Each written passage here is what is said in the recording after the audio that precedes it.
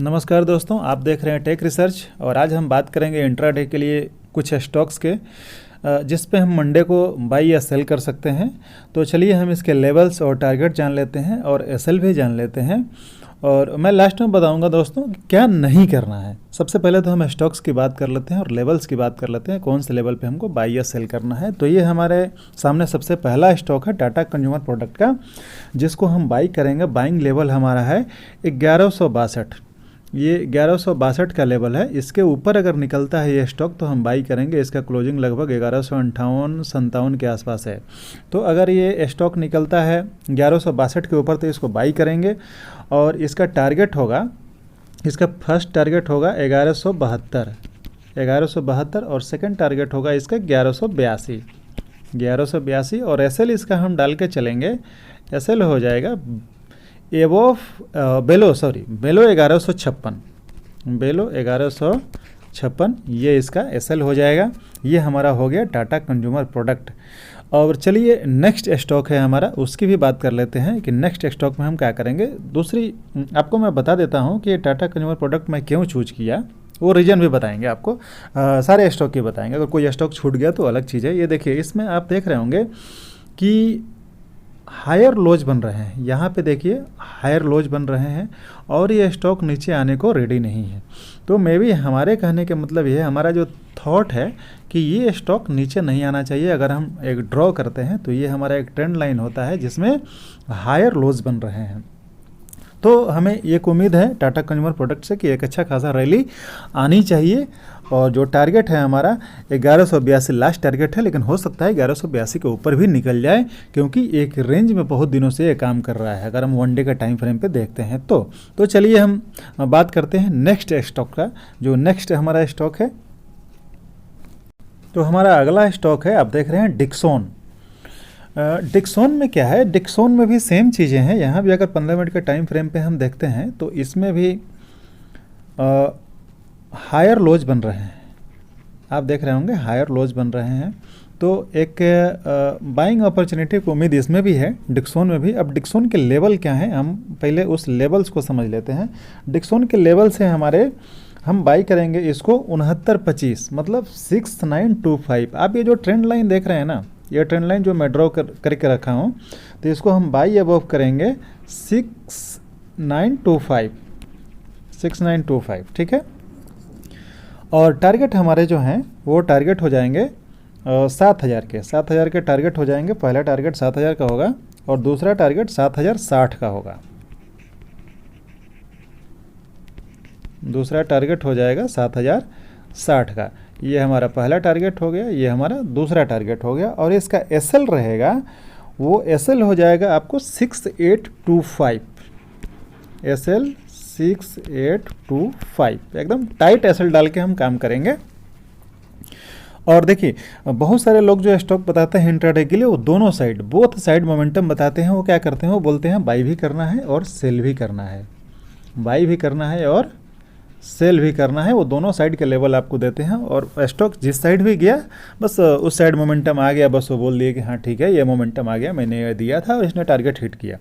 लेकिन मैं आपको वन साइडेड मूव बता रहा हूँ। ये वन साइडेड जाएगा। अगर मैं कोई भी स्टॉक बाई के लिए रिकमेंड कर रहा हूँ तो बाइंग में जाएगा, हमारे लेवल के ऊपर निकलता है। अगर हमारे लेवल के ऊपर निकलता है तो ही हम बाइंग करेंगे। अदरवाइज अगर वो हमारे अपोजिट डायरेक्शन में जाता है तो हम उस ट्रेड को अवॉइड करेंगे, ठीक है। हम उस ट्रेड को अवॉइड करेंगे, हम उसमें ट्रेड नहीं करेंगे। हम एक ही डायरेक्शन के लिए सिर्फ इस स्टॉक को प्रेडिक्ट कर रहे हैं, या तो बाई या तो सेल। तो जो मैं लेवल बता रहा हूँ, जिस डायरेक्शन में बता रहा हूँ, उस डायरेक्शन में अगर जाए स्टॉक तो ठीक है, नहीं जाए तो कोई बात नहीं है, दूसरा स्टॉक हम देख लेंगे। हमारे पास बहुत सारे स्टॉक है। तो चलिए दोस्तों हम देखते हैं दूसरा स्टॉक हमारा। ये दूसरा स्टॉक है हमारा जिल। अब जिल का लेवल क्या है, जिल को हम बाई करेंगे बाई अबव 176। ये यहाँ कहीं ये लेवल है 176 को जब तक ये क्रॉस नहीं करता है इसको हम बाइंग नहीं करेंगे। तो इसमें क्या हो जाएगा, बाई अबव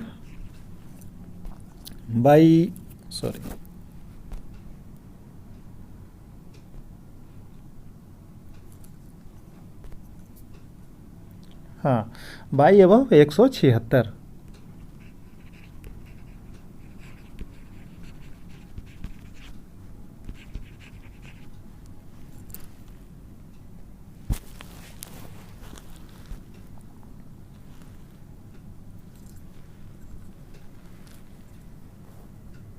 इसको हम बाइंग करेंगे 176 के ऊपर, ठीक है। ये हमारा लेवल है 176,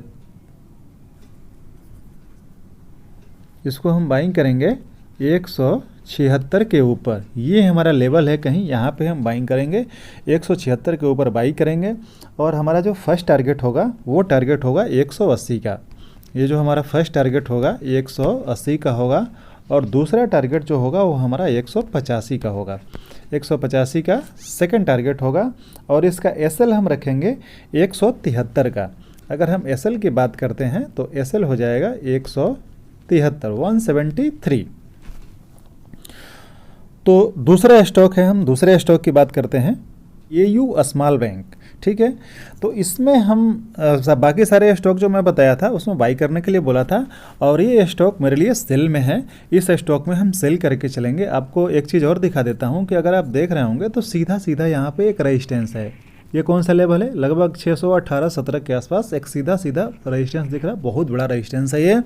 लेकिन उससे के पहले मैं एक लाइन ड्रॉ किया हूँ, आप यहाँ देख लीजिए। ये मेरा ड्रॉ किया हुआ लाइन है। तो ये लेवल है 598 का। तो ये भी स्मॉल बैंक हम सेल करेंगे, सेल बेलो 605। मतलब मेरे कहने का मतलब क्या है कि इस लेवल पे, जब तक इस लेवल पे जब ये स्टॉक जाएगा और यहाँ पे अगर हमको मिलता है तो ही हमें सेल करना है।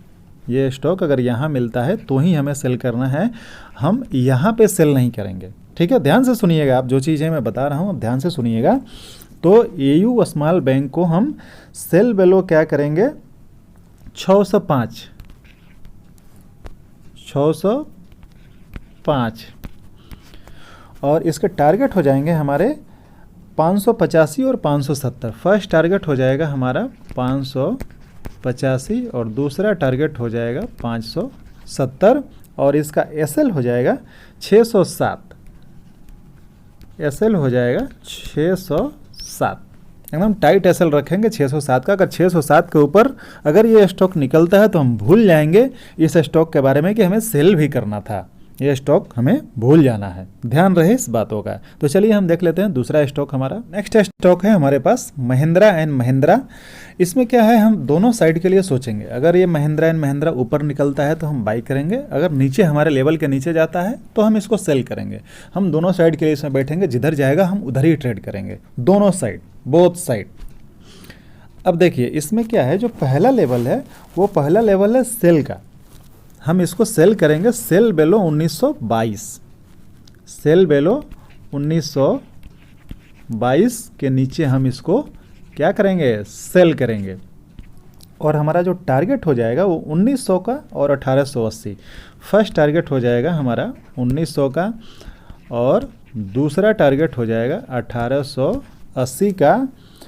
अब इसमें इसके एसएल का हम डिस्कस नहीं करेंगे, आप एसएल अपने हिसाब से 1% का एसएल रख लीजिएगा। 1:2 का जो रेशियो होता है उसका रेशियो 1 का आप एसएल रख सकते हैं, क्योंकि मैं बोथ साइड का आपको जो है टारगेट बता रहा हूँ, बोथ साइड के लेवल बता रहा हूँ, इसलिए मैं एसएल का डिस्कस नहीं करूँगा। और हो सके हम देख रहे हैं तो टेलीग्राम में अपडेट जरूर कर दूंगा कि हाँ क्या करना है आपको। तो चलिए अब हम बाइंग के लेवल देख लेते हैं। बाइंग के लेवल क्या है, तो इसको हम बाइंग करेंगे महिंद्रा एंड महिंद्रा को बाई अबव 1940। 1940 के ऊपर हमको बाई करना है, और इसके फर्स्ट टारगेट हो जाएंगे हमारे 1960 और 1980। ये दो हमारे टारगेट हैं। अगर ये बोथ साइड किसी भी साइड निकलता है तो हम बाई करेंगे और सेल भी कर सकते हैं। हमारे लेवल आने चाहिए, किस लेवल को ये ब्रेक करता है, या तो ब्रेकआउट दे या तो ब्रेक डाउन दे, तो हम काम करेंगे। अब चलिए हम देख लेते हैं दूसरा स्टॉक हमारे लिए इंटरनेशनल का, जिसमें अगर आप देख पा रहे होंगे तो यहाँ पे एक बहुत ही बड़ा रेजिस्टेंस है, जिसके ब्रेक होने के चांसेस दूर दूर तक अभी नज़र नहीं आ रहे हैं। हो सकता है ब्रेक हो जाए, मार्केट है, कुछ भी हो सकता है। और एक नीचे में अगर आप देख रहे होंगे तो एक सपोर्ट है, जिस सपोर्ट पे मार्केट आके खड़ी है। तो पॉसिबिलिटी क्या बनती है कि इस सपोर्ट के ब्रेक होने की पॉसिबिलिटी बनती है, क्योंकि ये रेजिस्टेंस तो ब्रेक नहीं हो सकता है, क्योंकि सपोर्ट पे आके खड़ी है, तो सपोर्ट ब्रेक होने के चांसेस ज़्यादा हैं। तो हम इसलिए सेल साइड जा रहे हैं कि हम इसमें सेल करेंगे। हो सकता है सपोर्ट न टूटे, कोई बात नहीं, नहीं टूटेगा, हम नहीं ट्रेड करेंगे। तो चलिए हम इसके लेवल्स जान लेते हैं कि इसके लेवल्स क्या हैं।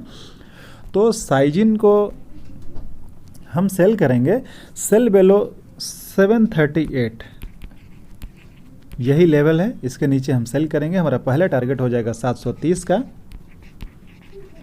और दूसरा टारगेट हो जाएगा 720 का और इसका एसएल हम रखेंगे 748, 748 का एसएल रखेंगे। बस यही हमारा लेवल्स है। और एक नेक्स्ट स्टॉक हमारे पास और है, उसको भी हम देख लेते हैं। थोड़ा सा ज़्यादा स्टॉक हो गए क्योंकि चूँकि वीकली हॉलीडे है ना, तो उसके बाद 2 दिन बाद मार्केट खुल रही है, थोड़ा सा स्टॉक ज़्यादा है। आप अपने वॉच लिस्ट में इसको ऐड कर लीजिए, आपको जिसमें मर्जी हो उसमें काम कीजिए। हमारे पास जो स्टॉक है मैं आपको लेवल्स दे रहा हूँ बस। तो चलिए एक स्टॉक और है, उसको भी देख लेते हैं।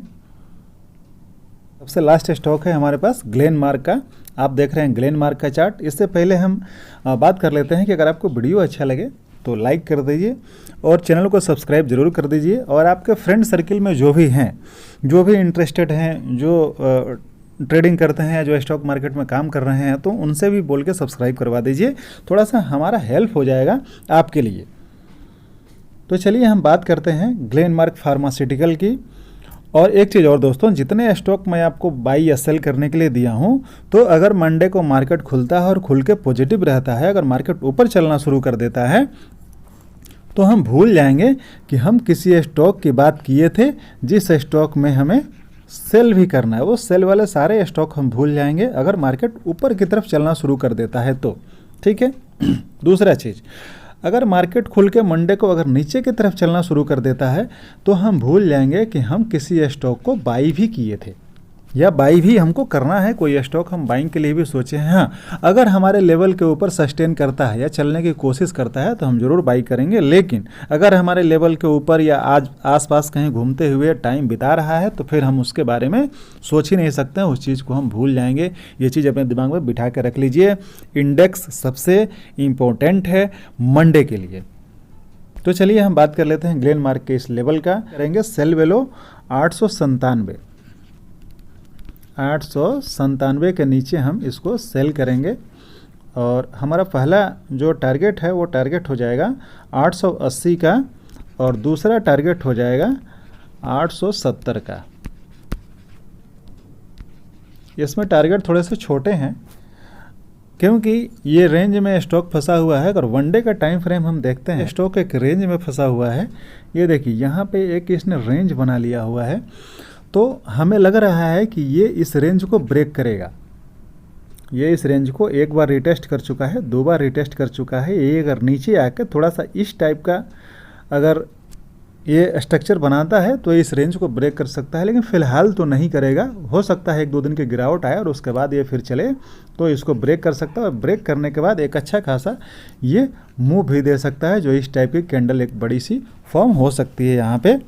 तो ये था हमारा थॉट ग्लेनमार्क फार्मास्यूटिकल के पीछे। तो थैंक यू दोस्तों। अगर वीडियो अच्छा लगे हो तो लाइक कर दीजिए और चैनल को सब्सक्राइब जरूर कर दीजिए। और जो भी आपके सर्किल में आपके फ्रेंड्स हैं या आपके घर में जो भी हैं, तो प्लीज़ चैनल को सब्सक्राइब जरूर करवा दीजिए। इससे थोड़ी सी हमारी हेल्प हो जाए।